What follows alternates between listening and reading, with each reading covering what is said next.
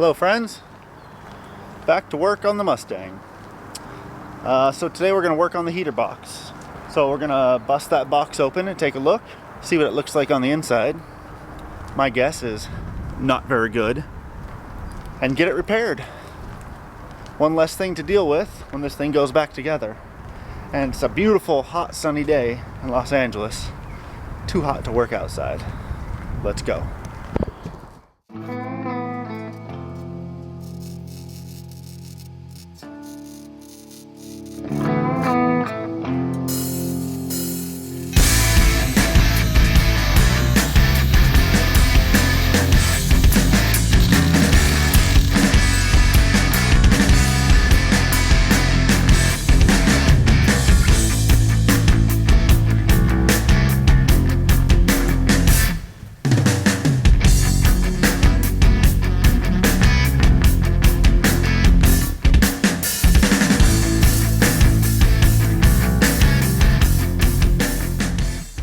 So it's way too hot to be working outside. It's in the 90s. So I'm going to shift focus and start working on this heater box, get it torn down, and see what I can repair and what needs to be replaced. The motor does not work. It is completely frozen up. None of the actuators work at all. They're all frozen up. So just needs a little bit of love. I'm sure the heater core is also no good. So let's get this thing torn down and see what we need.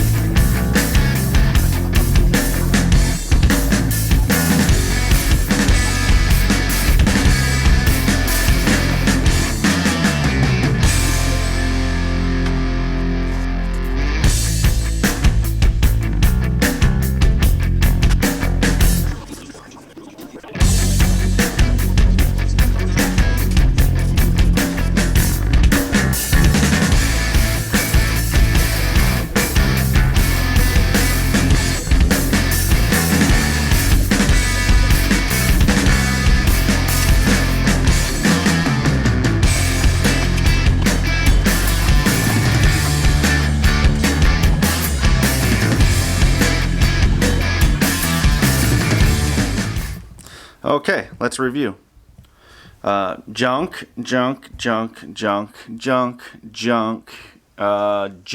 So, excellent. Excellent way to start. You can see how messed up that is. There was so much rust in this flapper here. You can see it. That it bulged out the bottom, and so this thing's all warped to shit. I might hit it with a heat gun and see if I can get it back into shape. It is fiberglass. The squirrel cage housing is actually fine. It's not rusted through anywhere. It's in good shape. So this piece could potentially be savable. It's all going to depend on if I can get that back into some decent shape. And the same is true for the other half of the clamshell. You can see it pretty bad right there. Not great. This flapper seems to be alright, and it is moving. As soon as I got all the other rusty shit out of there, it started moving. The door is completely frozen solid, so I just put a little PB blaster on it to see if I can get that loosened up. I can always drill those rivets out and take the door off, but this will be the easiest way for sure. Also, I'm going to take apart the motor. It is completely seized up. It does move a little bit, but that ain't good. So I will take it apart and see if it's something obvious. Just needs to be cleaned. Maybe the brushes are all gunked up. I like to save as much as I can. This is the original motor, as notated by the date. Part number still on it. It's pretty cool.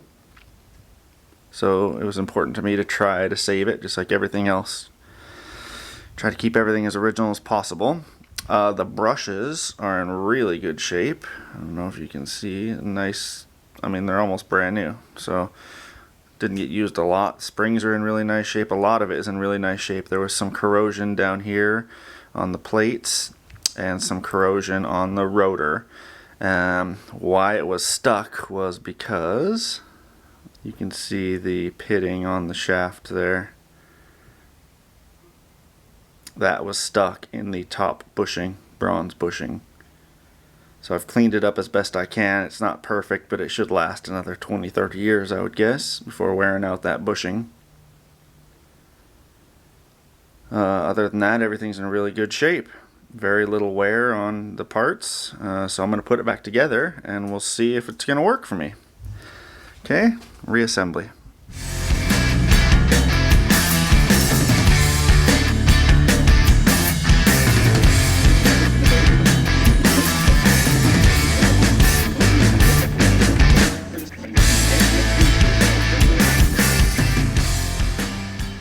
Okay, I got the motor all reassembled and it works perfect now, which is wonderful. Always love it when you can save an original part. I had that upside down. Date right on it. 66. Pretty cool. So I will clean that up and repaint it and get it ready for reinstallation. I've got some other bits too. That's the mounting plate. And I also sourced some replacement parts for my rotten bits. They go inside the heater box. This was the little support bracket that holds the heater core in. Mine's rotten away, so I got one of those. And this is the blend, I believe they call it the blend door. And while this one was probably functional, it is rotten. Rotten all through there. Rotten all through there. So I got another one. Lots of surface rust, but very, very solid. So these pieces will all go in the sandblaster and get cleaned up and repainted, and we'll start putting together a new heater box here. Something really cool about making old parts new again. And I have taped off the part number, the original part number and the original date code. I taped those off. I'm going to leave them. Why? Because I can, and it's just a little cool piece of history. You never see any of that anyways. This is the part that bolts up to the plate and goes into the back of the blower box, the heater box. But, you know, there's something very satisfying about that. I'm gonna sandblast just around there because you can't get in there with sandpaper. I really should have done that when I had it apart, but I didn't. So I'll put it in the sandblaster and just hit those little areas and then get it painted up. So here we have all the internals of a heater box that have been restored. I was able to acquire all the internals from additional heater boxes that I found, and sandblast and paint them all individually, so they're all completely restored, ready to go. There's some pitting on them here and there, but these are, 50-year-old parts. This was a bear to paint, as you can imagine. This flapper door here is actually staked on to the control rod, so there's no getting it apart without major surgery. But I was able to get paint in all of those areas and it came out really, really nice. Very solid part. That's the mount plate for the blower motor. You saw the repair of the blower motor. This is it all painted. Everything got one coat of epoxy primer and one coat of satin black. This would have originally been silver, but I used black because it's hidden. You'll never see it anyways. That's the other flapper door that goes inside the heater box. So because my original heater box was in such poor condition, the idea was to get some extras and use the best bits to reassemble a functional one. I, against my better judgment, decided to restore the original box, sort of in keeping with the theme of this build. Instead of replacing whenever possible, I'm going to repair and restore. Okay, here's the heater box, all structurally repaired. You can see one of the repairs here. This was where the box itself had gotten really warped and nearly pulled through to the other side, so I filled this whole area in with JB Weld and sanded it down. You can see a couple little low spots in there. I'm not going to go too crazy. This side of the box you will never see at all. It goes up underneath the dash. I mean, the whole box you're never going to really see at all. But I want to go the extra mile and make it better than it was. So I have sanded down the whole box just lightly to get rid of some of that fiberglass tooth on it, so that the unrepaired areas match the repaired areas as close as possible. I'm not going to go super crazy on it, but I did sort of rub down the whole box. There's lots of repairs on this thing. There's repairs everywhere. So I am gonna sandblast all this metal stuff that's left, all the brackets. I'll throw both halves in the sandblast cabinet and give all the metal stuff a blast for repaint. I'm gonna repaint the box itself on the outside as well. I know people hate that. They say that's not original, but again, I want it to be a little better than it was. So I'm gonna do that. So they will both get thrown in the blast cabinet, and I will blast all the metal pieces. The door, I hit the door with a DA just to see, but it needs all that blasted, as well as the hinges and all the brackets. It's all gonna get blasted so I can put a nice coat of paint on. Wonderful result, very happy with that. Did all the little brackets as well. Was able to get this guy very clean. So just give it a good blowout and a wipe down, and let's get this thing painted. Here's the other side. That's the squirrel cage, also same bracket. There's a little bit of paint in the back side of the bracket that I'll just scrape out. Squirrel cage came out great. Did the inside as well. There's only a little bitty area in there that I couldn't reach. Other than that, did very well. So, same thing, give it a spray out and a wipe down, and let's get them painted.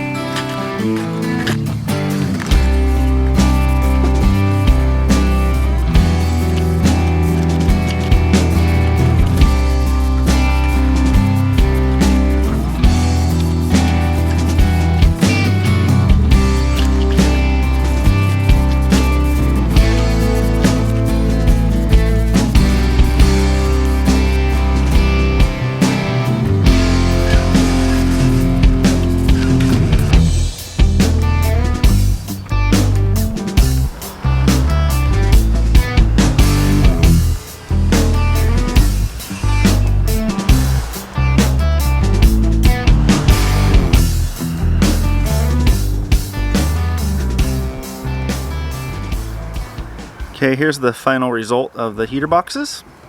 Came out really, really nice. Nice satin black all the way around. As Joe Daddy says, I'm happy with that. Came out really good.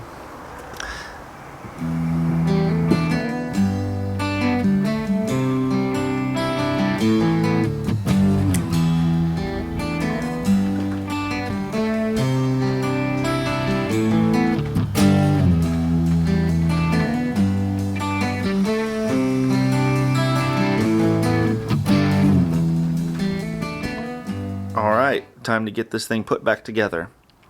We got our two case halves here. We got the blower motor mount plate, and the squirrel cage fan. This is the rebuild kit. It has all new foam parts and seals. This is the retainer for the heater core. This is the blend door, and this is the flapper door.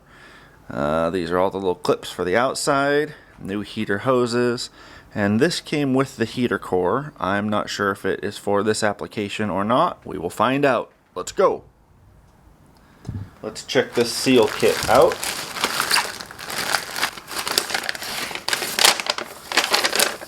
Good.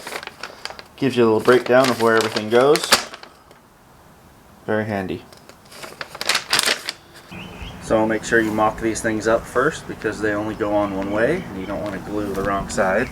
I did a little mock up and just marked them with an X on the glue side. So the glue side for me gets an X.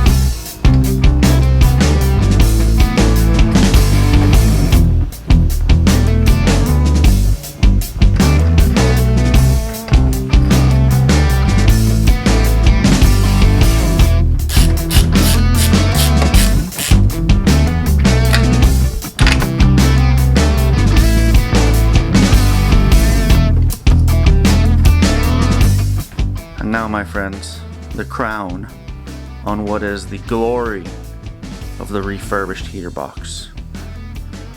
Burr, burr, burr. Burr, burr, burr. Burr, burr, burr. Burr, burr, burr. Burr, burr, burr. Burr, burr, burr. Burr, burr, burr. Burr, burr, burr.